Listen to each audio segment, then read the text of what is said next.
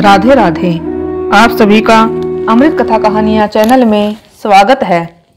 आज इस वीडियो में मैं आपको सफला एकादशी व्रत कथा सुनाऊंगी। महाराज युधिष्ठिर ने पूछा, हे जनार्दन, पोष्ट कृष्ण एकादशी का क्या नाम है? उस दिन कौन से देवता का पूजन किया जाता है? उसकी क्या विधि है? कृपया मुझे बताएं।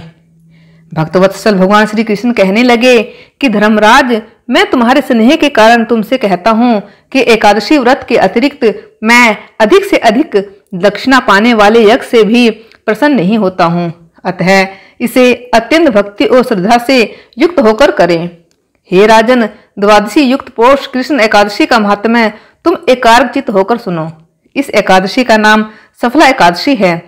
इस एकादशी के देवता श्री नारायण हैं। विधि पूर्वक इस व्रत को करना चाहिए। जिस प्रकार नागों में शेषनाग, पक्षियों में गरुड़, सब ग्रहों में चंद्रमा, यज्ञों में अश्वमेघ और देवताओं में भगवान विष्णु श्रेष्ठ हैं, उसी तरह सब व्रतों में एकादशी का व्रत श्रेष्ठ है। जो मनुष्य सदैव एकादशी का व्रत करते हैं वे मुझे परम प्रिय है। अब इस व्रत की विधि कहता हूँ। मेरी पूजा के लिए ऋतु के अनुकूल फल, नारियल, नींबू, नैवेद्य आदि 16 वस्तुओं का संग्रह करें। इस सामग्री से मेरी पूजा करने के बाद रात्रि जागरण करें। इस एकादशी के व्रत के समान यज्ञ, तीर्थ, दान, तप तथा और कोई दूसरा व्रत नहीं है। 5000 वर्ष तप करने से जो फल मिलता है उससे भी अधिक सफला एकादशी का व्रत करने से मिलता है। हे राजन, अब आप इस एकादशी की कथा सुनिए। चंपावती नगरी में एक महिष्मान नाम का राजा राज्य करता था। उसके 4 पुत्र थे।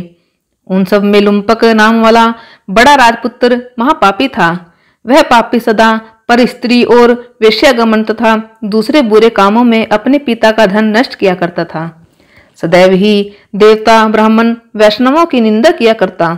जब राजा को अपने बड़े पुत्र के ऐसे कुकर्मों का पता चला तो उन्होंने उसे अपने राज्य से निकाल दिया। तब वह विचारने लगा कि कहाँ जाऊं, क्या करूं। अंत में उसने चोरी करने का निश्चय किया। दिन में वह वन में रहता और रात्रि को अपने पिता की नगरी में चोरी करता तथा प्रजा को तंग करने और उन्हें मारने का कुकर्म करता। कुछ समय पश्चात सारी नगरी भयभीत हो गई। वह वन में रहकर पशु आदि को मारकर खाने लगा। नागरिक और राज्य के कर्मचारी उसे पकड़ लेते किंतु राजा के भय से छोड़ देते। वन में एक अति प्राचीन विशाल पीपल का वृक्ष था।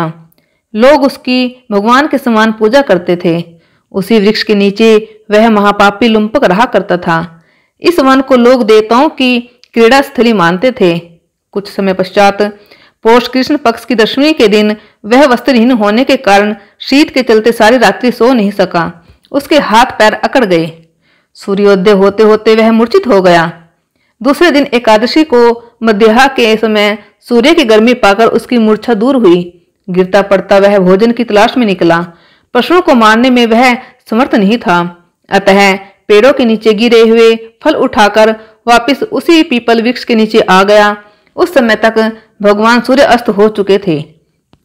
वृक्ष के नीचे फल रखकर कहने लगा, हे भगवान, अब आपके ही अर्पण है ये फल। आप ही तृप्त हो जाइए। उस रात्रि को दुख के कारण रात्रि को भी नींद नहीं आई। उसके इस उपवास और जागरण से भगवान अत्यंत प्रसन्न हो गए और उसके सारे पाप नष्ट हो गए। दूसरे दिन प्रातः एक अति सुंदर घोड़ा अनेक सुंदर वस्तुओं से सजा हुआ उसके सामने आकर खड़ा हो गया। उसी समय आकाशवाणी हुई कि हे राजपुत्र, श्री नारायण की कृपा से तेरे पाप नष्ट हो गए। अब तू अपने पिता के पास जाकर राज्य प्राप्त कर। ऐसी वाणी सुनकर वह अत्यंत प्रसन्न हुआ और दिव्य वस्त्र धारण करके भगवान आपकी जय हो कहकर अपने पिता के पास गया। उसके पिता ने प्रसन्न होकर उसी समस्त राज्य का भार सौंप दिया और वन का रास्ता लिया। अब लुम्पक शास्त्र अनुसार राज्य करने लगा। उसके स्त्री, पुत्र आदि सारा कुटुंब भगवान नारायण का परम भक्त हो गया। वृद्ध होने पर वह भी अपने पुत्र को राज्य का भार सौंपकर वन में तपस्या करने चला गया और अंत समय में वैकुंठ को प्राप्त हुआ। अतः जो मनुष्य इस परम पवित्र सफला एकादशी का व्रत करता है उसे अंत में मुक्ति मिलती है। जो नहीं करते वे पूंछ और सींगों से रहित पशुओं के समान हैं। इस सफला एकादशी के महात्म्य को पढ़ने से अथवा स्मरण करने से मनुष्य को अश्वमेध यज्ञ का फल मिलता है।